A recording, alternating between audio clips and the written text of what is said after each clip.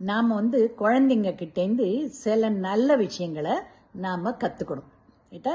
ஏன்னா நாம் வந்து சின்ன குழந்தைங்கள எப்போ பார்த்தாலும் கம்பேர் பண்ணி அந்த நம்ம ரிலேட்டிவில் அவங்க வந்து நல்லா படிக்கிறாங்க, அவன் வந்து ரொம்ப ஹை ரேங்க் எடுக்கிறான், நல்ல உத்தியோகத்தில் இருக்கிறான் அப்படின்னு சொல்லிட்டு ஏதாவது ஒன்று நம்ம கம்பேர் பண்ணிக்கிட்டு அவங்கள வந்து டிஸ்கரேஜ் பண்ணுவோம் குழந்தைங்கள.